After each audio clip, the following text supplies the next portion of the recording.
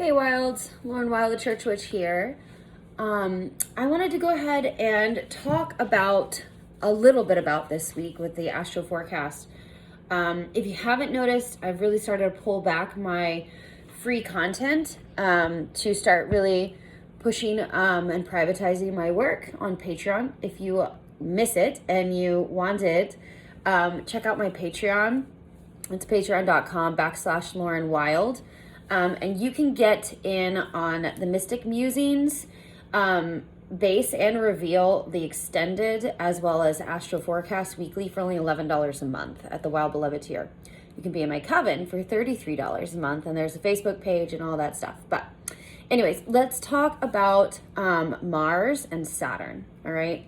So we've got a good amount of feeling now, right, around the Mars and Saturn story. And what I mean by that is that we've had a couple of major lunations, full moons and new moons, that have made harsh aspects to either Mars, Uranus, or Saturn over the last 3 cycles, moon cycles, okay? And so what has happened essentially is that we, especially since September 18th, we have been getting these major themes of like what Mars retrograde is about. And then Saturn brings in the question of like, what are we going to be diligent in, right? So Mars reveals our passions. When Mars is direct, Mars shows us like, what are we willing to fight for? What do we get angry over? What are we passionate about, right? So Mars is like our masculine, please hear me, energetics, of like the yang, of like the take action, the fire, okay? It's like the energizing. And then Saturn is our incarnation. Saturn is our humanity, all right? Saturn is also the devil archetype, but I could do a whole thing on Saturn, and I probably am going to in the coven. However, what it really boils down to is that we've been having these major conversations. And originally, as Saturn was direct, or sorry, not Saturn, as Mars was direct in Aries, we were like probably projecting it on everyone around us. We were probably fighting, or we were more irritable, we were more frustrated, we were tended to project that anger on blaming someone else for why we felt the way we did. And then what happened when Mars stationed retrograde a few weeks ago is it took the battle inside. It made it internal, okay? Now, the thing that has been so interesting is that almost all of Mars retrograde, which is a 6-month period of time, okay? It's until January of 2021. It hasn't been that long of a retrograde period in almost 33 years, all right? So what we're looking at is this conversation between the internal parts of self. Now, why today is important is because today is the last day of Saturn being retrograde. Now, I talk about this all the time, but when a planet is retrograde, it takes what was once external and like outside of us, and it was like movement towards a goal or something, and it takes it all inside of us. Now, Saturn has been retrograde since, I wrote it down, since April 25th, all right? So go back to April 25th. And figure out what was going on around that time. Now, the other thing is that Pluto is going to go direct on Sunday, all right? And Pluto is this question of like this internal dialogue around power dynamics. Who, do we want to have power over? Who do we feel like has power over us? It also has this deep ability to reveal like toxic, or infatuations or even addictions, right? When Pluto is retrograde, it really gets you to the bottom of things. And then the other part that's in the mix is that Mercury, which is the communicator, perception and thought, is now in Scorpio. And it is now in its shadow period because it's going to retrograde on, guess what? October 13th. And so what's happening is that we are getting like this very deep dive, right? This deep dive as to like, what do we want? All right. So you want to go back to like September 18th and look at the story that was happening around Saturn and Mars. And then tomorrow, Saturn is going to station direct. Okay. Saturn's going to station direct. And then remember, Pluto is going to station direct on Sunday, and they are in a conjunction to each other with Jupiter, who is now direct.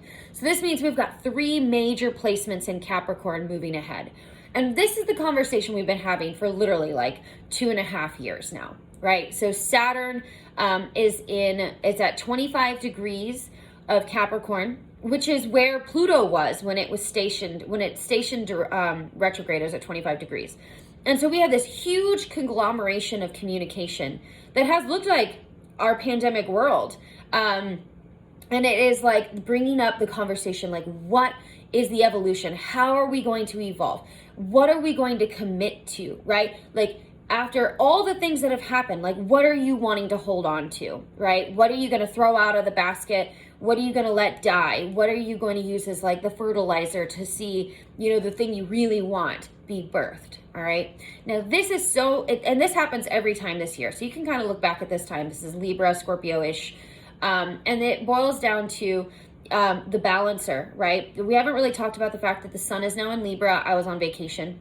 I'm a Libra, and my birthday is on Wednesday, and I have an Aries moon. And so it's like a big full moon that we're going to have in Aries at 9 degrees.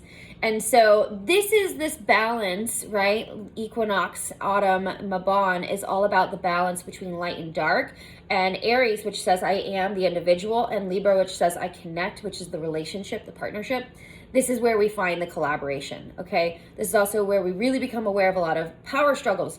And you might have thought that it was somebody else when really it was just you, or vice versa. It could go either way. But what we're looking at with Mars is that Mars is retrograde, and it is just moving its way along. 25 degrees of Aries. It's on my natal moon, and I'm just like, whatever. And then we have the aspect of Saturn going direct and being in this square, okay? We've also got, there's something else I wrote down I don't want to forget. Oh yeah, Venus is trining Mars retrograde tonight. So Venus is in Leo, also bringing a helpful aspect. This is the balancing aspect between Venus tends to rule the female, the yin energy, and Mars is a very masculine yang energy, right? Remembering that there's always space in between for the binary. These are just the opposites. And so what we're looking at is this like harmonious push towards the dream, towards the vision, towards the thing. So for example, okay, I'm a Scorpio rising. So for me, and I have an Aries moon at 25 degrees. So Aries is my 6th house of physical health, daily commitment, okay? And for me, it has been all about my physical health. I found out that I have a baseball-sized cyst on my left ovary, which I'm getting removed 1 week from today.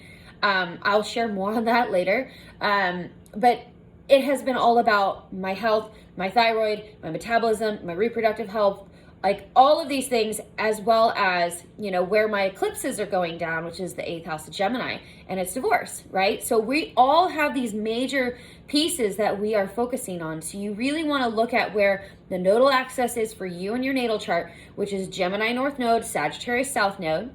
And then you want to look at where Mars is and Capricorn are, all right? So Mars is in Aries, and Aries is 3 houses away. It is 90 degrees away from Capricorn, 25 degrees and 25 degrees. This creates a challenging aspect. A square is ruled by Saturn.